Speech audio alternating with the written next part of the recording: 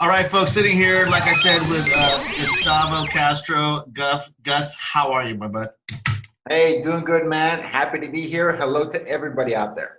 Heck yeah. So, Gustavo and I were talking a little bit prior, and we were talking about lead conversion. I've been working with Gus for um, 3 years, 3 years, almost four. Later almost this year, four almost years. four. Yeah, crazy. I've been working with Gus for about 4 years on helping us convert more leads. So I really, since this is his business is to help other people do that, as well as help your own business. Who better to talk to, right? Yeah, Um, absolutely, Suneet. And I think that's one of the things that I'm an agent as well, right? I founded this company. I'm also an agent, and it's one of the things that we as agents, you struggle with a lot, right? Because you've got, everyone at some point starts with their sphere. They start with their database, referral recommendation. I think that's where most people start. I think that's where most people should start, right?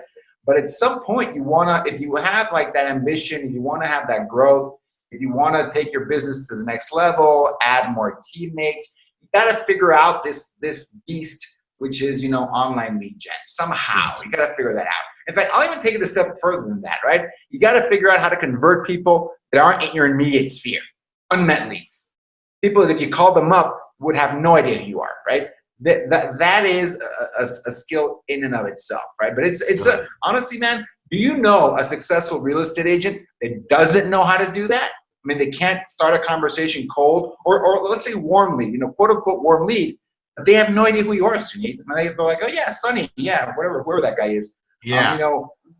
I can't think of a single like mega agent, mega team, successful real estate person that hasn't figured that out, right? That hasn't figured that out or have a system and process, scripting, everything to convert people that do not know who you are. They do not know who you are. Totally. Even if it's a referral from a sister's, cousin's, workplace, colleague, and boyfriend, right? Like you still got to be able to have that warm conversation. I think you nailed it. Lots of people don't. So let's Yeah. start right there. How do you start off that conversation to convert them higher? Yeah, well, actually, I'm going to take you a couple of steps before that, right? Because you're talking about I've made contact with the person. I'm talking to the person. I think the first level of difficulty, especially within the online lead space, online leads, right? That's the space I work the most in. The number one problem is talking to the person. I mean, you know what I'm saying to me? I mean, it's just like having that two-way conversation is the first challenge, right? And if you're not on it, like busting your butt, working on it, you're not even, if you're on it, doing a really good job, like a team like yours, you're going to talk to 50, 60, 70% of them, right? You can get to that level. If you don't have a process, if you don't have a team, you don't have something, you're not going to talk to 10%, right? You're not going to talk to, maybe even less than that, right? Because these leads, they can be tough to find. So you have to have some kind of method, and speed to lead is part of that. You got to be fast. That's one part of it. But it's the grind, man. You got to do those multiple attempts. You've got to do them across, a lot of times. We've measured this. And if you're just doing phone calls, forget all the automation, everything else, just phone calls. It takes 60 days and about 15 touches to talk to half of the random people that come through Facebook, Google, whatever it is. It takes 60 days and about 15 tries to talk to half of them, right? Right, and we went with a hard case. This is phone calls, right? This is, I'm sure if you only texted them, you get some more responses. But phone calls are the best, way to contact people because it's a two-way conversation. It's harder to ignore you, right? It's a little bit harder to ignore you. But that's the level of skill it takes. That's the level of commitment. Because if you're not committed to really converting these online leads, you're going to end up as one of the many agents, and I'm not knocking them. I mean, this is empathy, right? They're saying, oh, these leads are terrible, right? The leads suck, man. Suneet, I've called this guy 10 times. If one of my ISAs, I have a big ISA team, right? 50 ISAs on my team. If one of them comes to me and says, man, I tried this guy 10 times and I haven't talked to him yet. I'm like, you only called him 10 times? It's 15 to talk to half of the people on your list, bro. Keep going, right? So the mindset matters a lot. I think if we approach talking to these online leads with that mindset of that this is the process, live with it, accept it, own it, I think the whole process changes, right? So let's say you're in that mindset. So you're in that mindset, Got to hit those 15 touches. Got to give it those 60 days to talk to that fraction of them, and then so on and so forth, and you keep going. But let's say you get them on the phone. They're there. They want to talk to you, right? And then we're at the example you mentioned before. Hey, okay, now I'm talking to somebody. What do I say? So this is the other part of the equation, man. This is also a skill, right? It's not just the discipline to make the calls. It's not just that, because if I pick up the phone, let's say I get, an easy one, inbound Facebook lead off of one of your listing ads. You guys have like 100 listings out there. They're calling, you're running Facebook.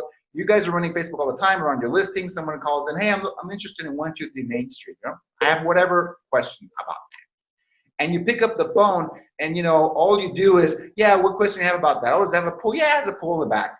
Would you like to go see that property today?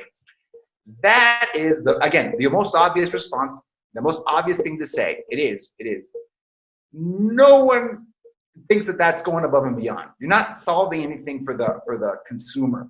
That's a commodity, man. They can call Zillow, Realtor.com. They can do anything they want and get that same immediate response. Let's go see the property, right? So what we teach our ISA team, and what everyone should do, is you got to have your value proposition. You got to have that hook.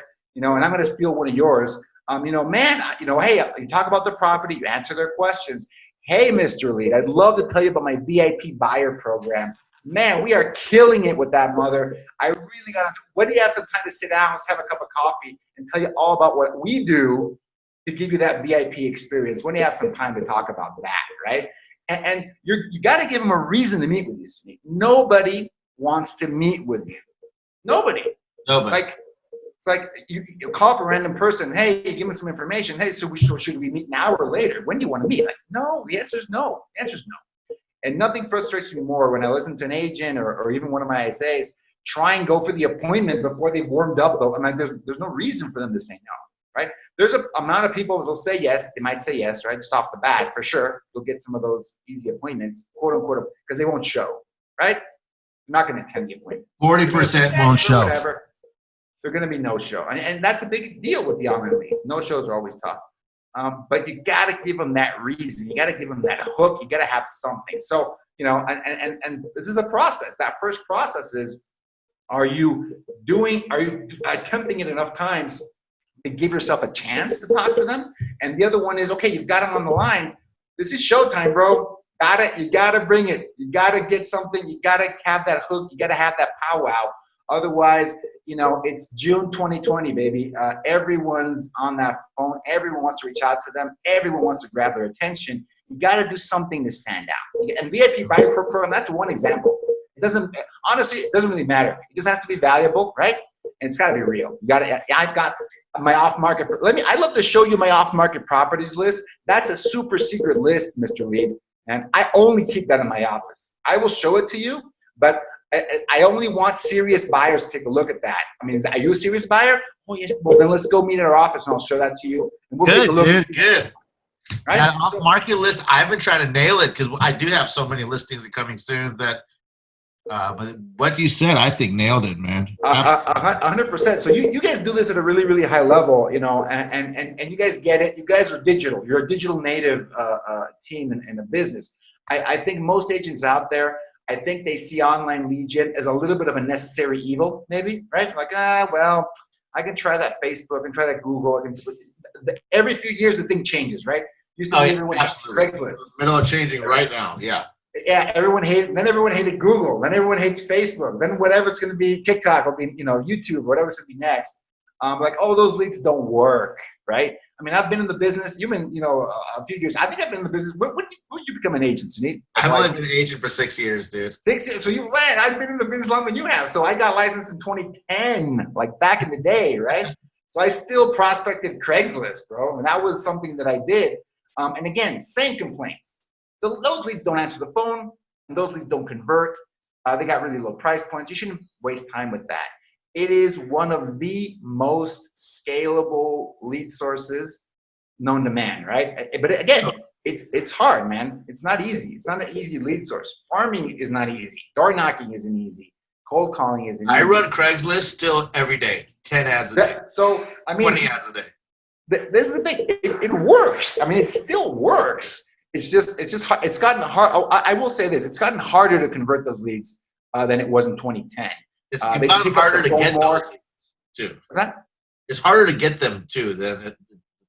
Yeah, 100%. Oh yeah, Craigslist went through that whole thing where it went overnight. It went dropped 80, 90% one time. But and again, the panorama is always shifting, right? It's always the next thing. But the complaints I'm talking about the issue are always the same though. For me, it was like Totally. they never pick up the phone. They're like really low price buyers, right at the bottom of the barrel.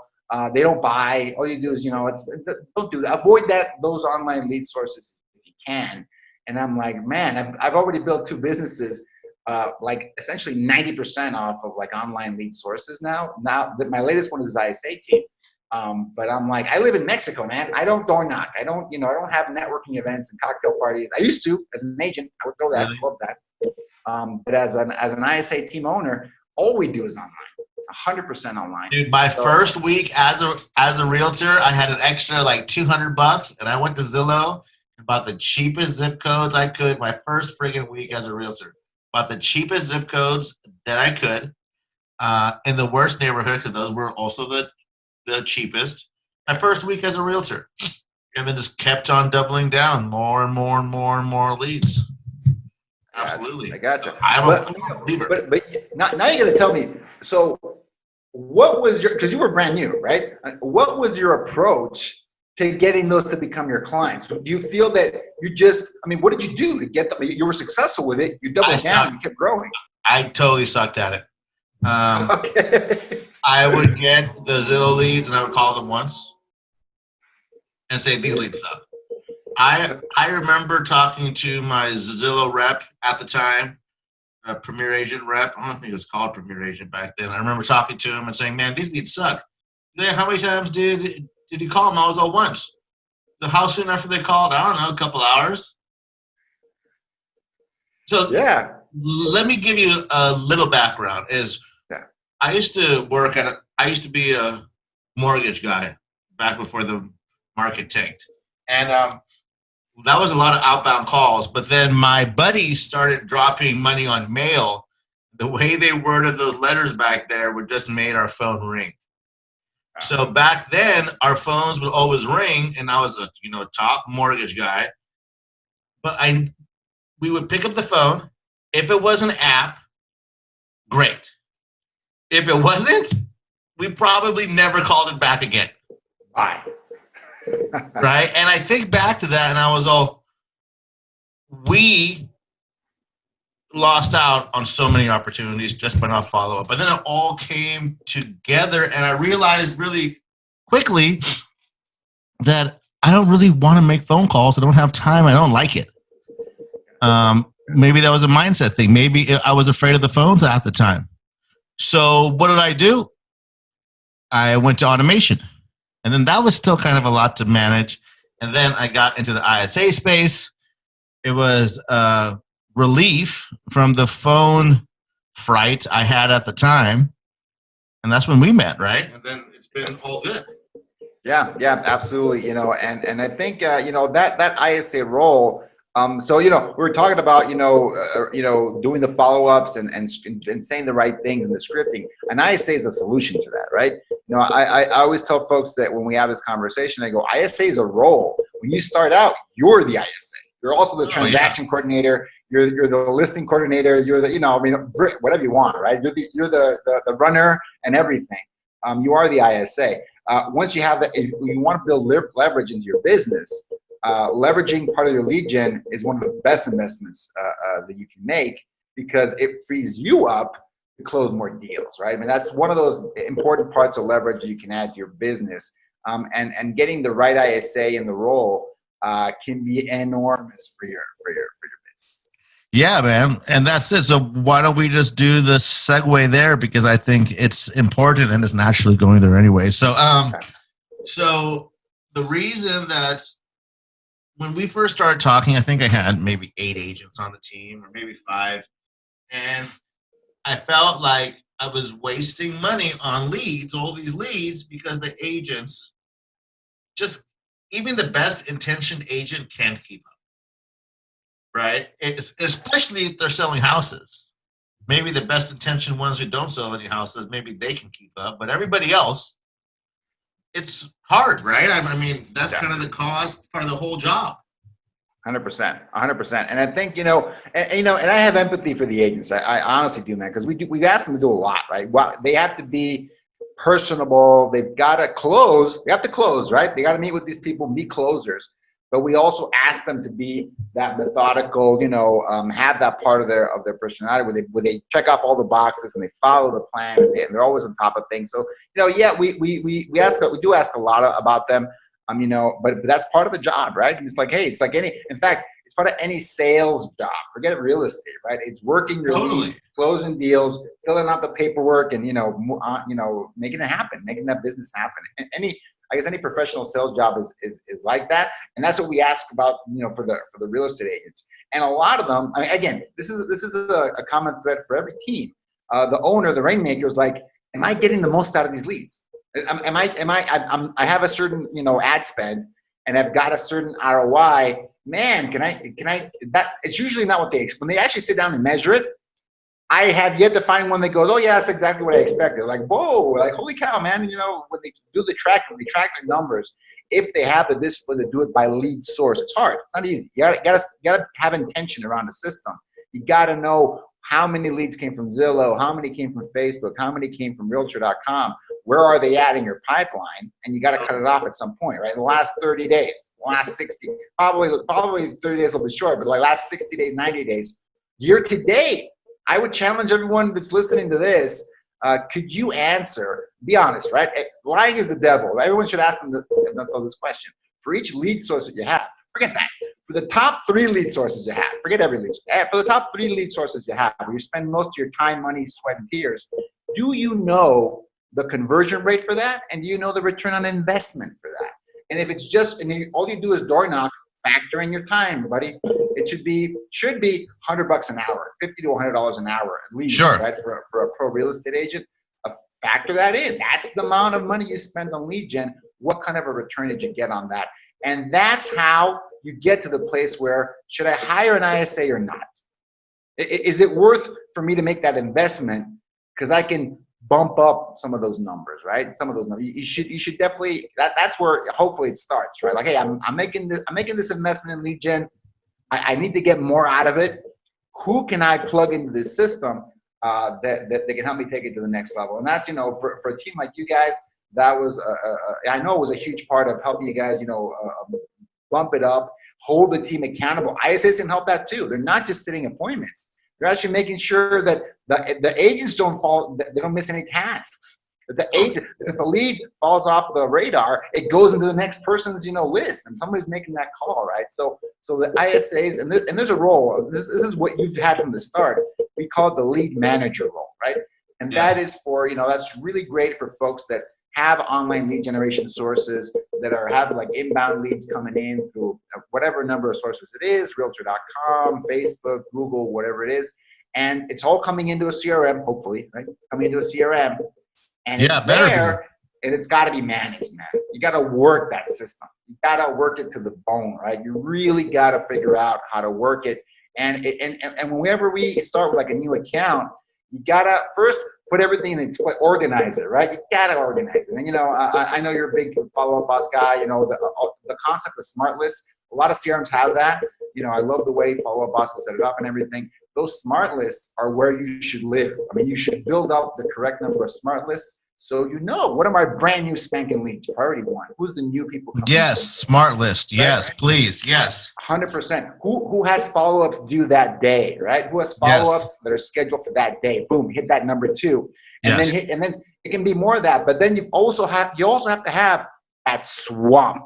You gotta have that big bucket of leads that are uncontacted, that have fallen off the radar, that are you weren't able to reach them and nowhere to be found. You got to have some kind of process that moves them off everybody's plate and puts them in that swamp. And your ISA is going to pound that. Your ISA has to hit that, every day, every week. Try and get the most out of that, because once you get, that's for a lot of the CRMs, not every, but a lot of the CRMs that I see, most people are actually in that bucket because maybe they haven't been touched, they haven't been nurtured, they haven't been followed up with effectively. Oh, dude, I have like 38,000 in there, bro. So it's like, yeah, 100%, because the conversion rates for these leads are low, right? I mean, they're where they are for the industry, which means 90% of them, yeah, they're going to be in some kind of state of follow-up, long-term follow-up. They might be a huge amount of them are going to be uncontacted at any given point in time. Somebody's got to be working that, right? The automation, the texting, the emailing, but you got to, and this is where I struggle with some of the newer agents, phone calls. Yes. So I'm going to say something about phone calls. Yes, people hate them, right? 100%, right? Especially if you skew a little bit younger, people are not going to like them. But we measured this, Suneet. We have this down, right? Because we used to have a follow-up plan that was like a balanced follow-up plan. I think it was the first 30 days. 5 emails, 5 text messages, 5 phone calls. 5 emails, 5 text messages. And it was like an agentology thing. It was like a standard for a while. 5 phone calls, 5 text messages, 5 emails. We measured that, right? And we said, okay, let's grab the last 500 appointments we set, right, within our company, using that kind of a method. And we found that 80% of the appointments came from phone calls. 80% of the appointments came from that two-way immediate conversation. That's where you can shine at, right? That's where you can shine. That's where your personality comes through, and you can shine. And 100%. And you know, you've got their attention. That's the hardest thing to get right now, right? People's attention in this, in this day and age. People are distracted. They're on the TikTok. They're on the Instagram. They're on, looking at the TV. They're doing something else. That's really one of the best ways. Still is one of the best ways to get their attention. And again, that phone call, man. You gotta be quick. You gotta be fast. You gotta go for value. You gotta make it. You want to make it the least amount of salesy as possible, because again, the consumers is savvy. So you're in Sacramento, man. You're in the California is like on the forefront of this, right? It is one of the hardest places to convert leads. So we make calls all over the U.S. and Canada, like every province in Canada, almost every state in the U.S. Wow. California in particular is tough, right? Very savvy consumer, very, very tech, savvy consumer, in general. And you got to be good, man. California, you got to be good. A lot of density. People hate the phone. But even there, this applies. This kind of stuff applies. You can get the majority of your conversions through phone calls, or you're doing text messaging or instant messaging on whatever social media. That has to lead up to a phone call. That's what I tell my team, man. I mean, yeah, we're DMing, we're texting, whatever it is. That has to be the gateway to the phone call, right? Because you got to. So maybe you're forced to deliver that value prop, that hook via text message. Hey, hey, is it a good time for a call right now? Because I want to talk about our off-market property list, right? Get them, talk to them about that. But the goal has to be that phone call. Because trying to get a consumer, face-to-face off a text message that's a tough one, man. That's definitely a tall task if you don't go through the phone call. So all these other, whether you call it a chat bot, text messages, text bot, all these bots, or even people doing it, right? Sure. It has to be, the phone call has to be that first goal, right? Make it easy. Let's just get on the phone. And then once you're on the phone, you got to have, that scripting down. And that's another part that I think I struggle with when I'm talking to agents. Some of them may think that, but I don't want to sound like a robot, Gus, right? Now, scripting doesn't work. I don't want to sound scripted. People are not going to like that. They're not going to feel that. And I go, whoa. I don't think you understand what I mean by scripting, right? I'm not saying memorize 3 pages of like a dialogue, right? Like a play or something. You got to know, especially scripting around objection handling. That's what I mean by scripting. When someone says, Suneet, now so here goes. I'm going to put you on the spot right now. Suneet, man, with all the craziness, is it a good time to buy a home right now? It's like, if anyone listening to the podcast right now doesn't have some kind of a rehearsed answer to that question, that's script number 1. That's your homework for today. That's script number 1, right? Get your elevator pitch down. Absolutely. 100%. Suneet, is it a good time to sell a home right now, man? Is it a good time to sell a home right now? Like, oh my God. In my market, Bothell, if someone asked me that question, I'd go, well, Mr. Seller, about 2 blocks down the street, we just had a 30 offer bidding war for one of the properties out there. What do you think about, selling a home right now, right? It's like, and then the educate. Well, I wouldn't say it that way, right? But I would try to educate them about what's happening in the market right now. I mean, you have to have some kind of rehearsed answer around that, right? Hey, Yes, well, minimum. you're Agents going to need get to a better know price for your home if you have 30 buyers versus 2 or 3. or not. Yeah. Right? So anyway, so that's a long way to say scripting is really important, right? Scripting is really important, and I love when scripting is based on specific questions. Or I call them all objections. If they're not saying yes to something, everything's an objection, right? So your scripting should be objection based. What questions are they going to put out there? Is it a good time to buy? Is it a good time to sell? Who are you? What can you do for me? They rarely ask that, by the way. Like, what's your qualifications? But again, you should have an answer for that as well.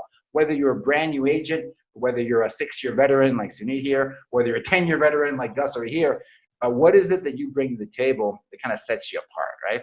And work that into the conversation. Yeah, and just know, like, yes, I think it's so good about the just knowing your elevator pitch, man. Like, it's just basic stuff. Yeah. Blows me away. It friggin' blows me away. 100%. And some people are just really good at it. I mean, they just get it. I think for the rest of us, we kind of have to really, have to think about those questions. You got to think about those answers. But once you get into the scripting like mindset, man, we're stealing scripts from everywhere. I mean, I see them I go on Facebook and I see you post a bunch of stuff, either to your agents or to their groups. You can go on Lab Coats and get a bunch of really good scripts off of that. Lab Coat Agents, which you're a big part of. You can go on all these different sources. YouTube, I mean, dude, it's endless. There's no excuse. 100%. You can get some of these great ideas, working to your scripts. But the ISA, that's their job, right? Is knowing those scripts, is knowing what to do, knowing when to do it, working, agents, it can be a challenge to get them on the phone, to make their calls, to do their follow-ups. And ISA, that's all they do. That's their job, right? 100%. And I think it's important to say, like, I am lucky enough to have met a lot of the biggest team leaders in the country. And I can't think of any, like, I'm sure there's teams without ISAs that sell a ton of real estate, but they're not really like online. They really don't do any online leads at all. Like, I'm sure in Southern California and New York and San Francisco, these people have never bought a lead, never have a CRM, yet they're killing it, right? But in general, any team that does anything with leads as a component of their business, they have ISAs, because it is impossible, no matter what kind of tech you have, to effectively do it. It's impossible. So that must be what you found with your own business when you started Power ISA, right? Yeah, 100%. We started this business because I started this company back in 2015, and the ISA thing was really taking off back then, right? I saw it as part of some of the really, really big teams, the massive teams in Keller Williams. I'm still a Keller Williams agent. I saw some of the big teams out of Texas adopting the model and just scaling it to the moon, right? Like 10 people in the room, 15 people in the room. One of the big Keller Williams agents built a company, like an ISA company, to like outsource. First one I ever heard about, yeah. Yeah. So so I said, hey, I want to give that a try, right? I want to see if because it seemed to have a big need. And I talked to the agents in my office, and I had my first 4 customers, right? Because I had hired and trained ISAs for my team. That I wanted to do it. Let's see if I can do it for other folks. I'm an engineer. I'm a systems guy. I'm a systems and process guy. And ISA, more than, as much as any other role in real estate, is a systems and process kind of role, right? More so than the agents, more so maybe akin to like an admin. Maybe that's why it's mostly like a salaried position in a lot of instances. So I think the systems, the process you have to do to hire someone, train someone, manage someone in that role was kind of a good fit in my personality, right? That's kind of what brought me to it. And there was a huge need.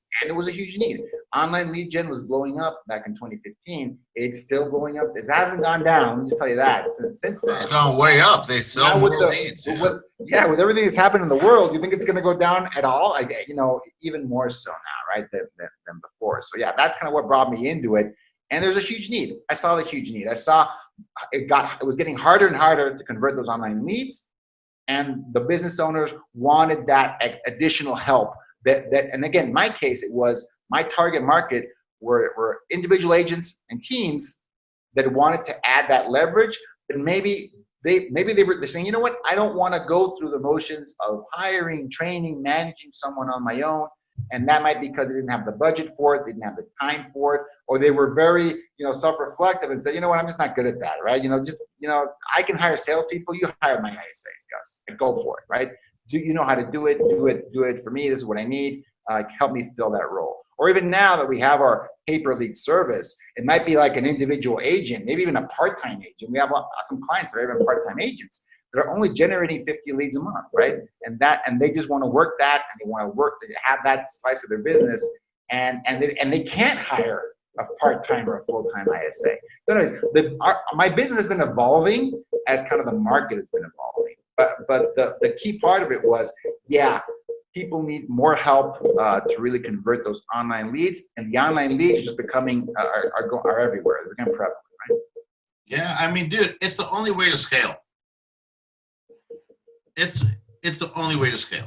There's no other way that your team is going. I mean, maybe there is, but the easiest way for your team to scale in this environment, especially this environment for our viewers and people listening in right now, is June 4th, right?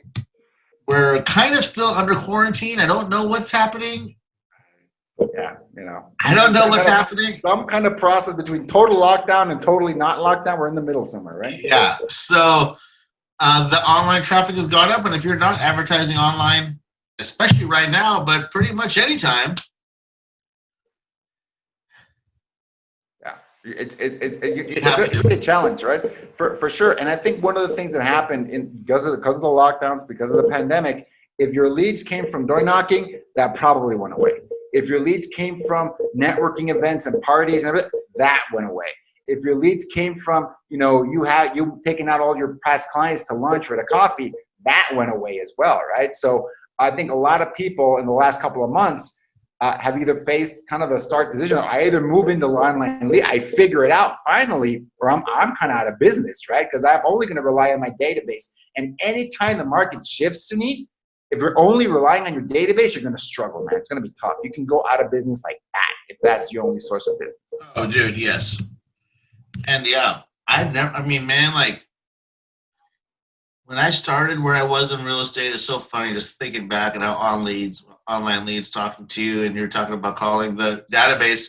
When I started, no one told me to call my database. The office I was at wasn't about prospecting at all. I was the youngest person there 6 years ago. I was the only one who found a CRM really to use. And I just did open houses and worked my, cheap little $50,000 Zillow leads, $50,000, little places in the undesirable areas. And I didn't learn about calling my database till like 2 years later. There you go, man. You survived in spite of that. I did it backwards. Yeah, it's just well, good. So we'll definitely have the ISA company listed in here, because I think everyone should call if you're thinking about scaling. This is something that you need to do. In my experience, what I've found is I would rather work with a third party whenever possible, because honestly, I want to circumvent workman's comp, payroll taxes, management fees, right? Like, these are things, more bills that I don't necessarily want. I love outsourcing it to different countries. I can make a joke about how I am Indian, and of course I would love it, right? But also, it just makes sense because you save a buck, right? I mean, how much on average does a typical ISA in the United States cost compared to one in Mexico? Yeah, so I think in the U.S. and we benchmark this, every so often. I think it's going to be like a $15 an hour base, right? Which is, and again, depending on the area. In Seattle, it was more than that to get for base salary for an ISA, and just depends how much competition you have. Plus, they typically are going to command, a 5-10% commission on close of whatever deal that they generate. So it's always going to be so a solid ISA is probably going to be, total compensation. It's going to be in that 50, 60, 70, 80 grand ballpark, of which half of that is salary, which should give everyone pause, right? You got to be careful. You always got to be, as a business owner, right? Fixed costs, you really got to be careful with that when you add those to your company. So you really got to be smart about it 100%. So that's always, always, always important to take into consideration. I don't want to pay any more taxes. That's a big reason. And that includes payroll tax. And I don't want to pay a bunch of workman's comp. And because that costs per person. Right. So yeah, that's where I come from. That's why I'm glad to know you and be working 100%. With you, hopefully hiring. And since we've been working together, because you're definitely not afraid to add people to your team when it comes to salespeople, because you've blown up as for your team. You had 5 or 6 agents. How many people are on your team right now? I don't know, 30 something. Yeah. So so that I think your time and energy, Suneet, was better spent growing your team than managing a couple, an ISA team in house. Yeah, dude. I don't want to manage salaried people, and when now that I do have a big administrative staff, talking about outsourcing, I hired their local and HR company to manage because it just makes sense. Awesome. They're experts. Awesome. It's not that much. It doesn't cost me that much. And it's something else that I'm not an expert in. I don't want to hire a full-time person. I have somebody at a reduced rate and they handle it. So good. So last question.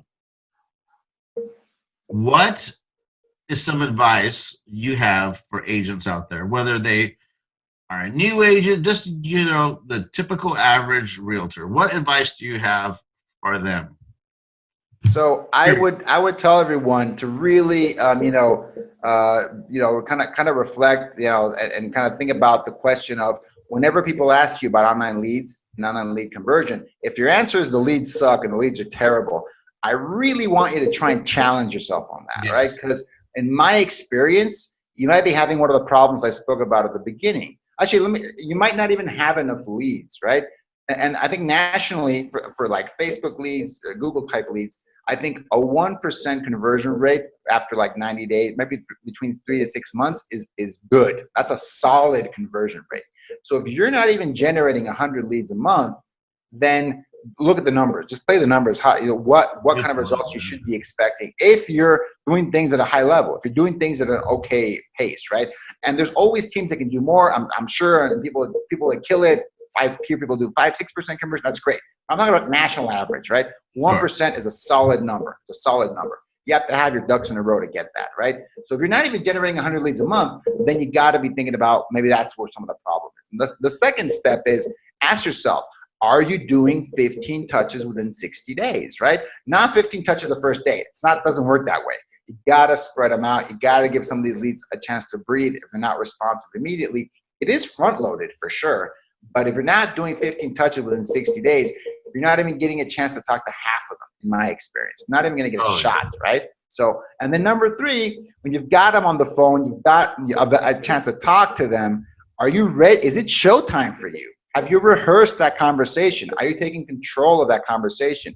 Do you have that hook kind of ready to go and knock them off their socks, knock their socks off, right? Impress these leads, right? Because that's where you have to be right now to really get their attention, to get them to meet with you, to get them to even allow you to follow up with them at a later time. You got to come from value. You got to be creative. You got to mix it up. Creative and competitive, right? So those 3 things, Suneet. Anytime I hear I'm on this big thing right now. If I hear that the leads suck, I want to sit down with someone and talk like with you for like an hour and have a conversation with them. Why do you think the leads suck? I want to learn more about this. Have you found the one online lead source that doesn't work? Because a lot of them work, man. Like if you're willing to put in the effort, you can make almost all of them work. But you have all those other numbers aligned, right? The amount of leads you're working, the amount of time you're working them, and when you talk to them, do you even know what to say to get them to convert at a high level? So I would recommend, and this applies whether you're an individual agent, part-time agent, solo agent, a team, a mega team like you, or anyone else in the industry. Mortgage, same thing applies. Can you answer those questions, and you have a great answer to each one of those steps? Sure. And I encourage you to go to YouTube and type in Glenn Ross, Alec Baldwin, and watch that every day until you feel better about the leads. Because that's what I did. It's a great one, man. Those it's all about those Glengarry leads. Yeah, those are the ones I need. That is the best scene, like pretty much ever, especially if you have anything to do with real estate or sales. Like, go watch that. We use that 100%.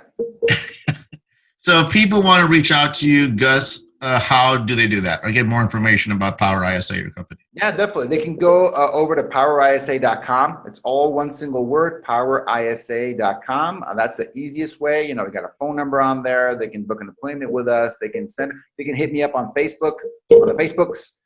They can hit me up there. I'm also on Instagram. I don't use it a ton. I'm a little bit older. But I am on the gram for sure. I just, after Tristan was on I'm on TikTok now. I'm on TikTok. Me too. I love it. I'm addicted. I'm addicted, bro, to TikTok. Yeah. Look, as a consumer, it's easy. As a producer, it's a little bit hard. It's a little bit of a hill to climb to get there on the other end, right?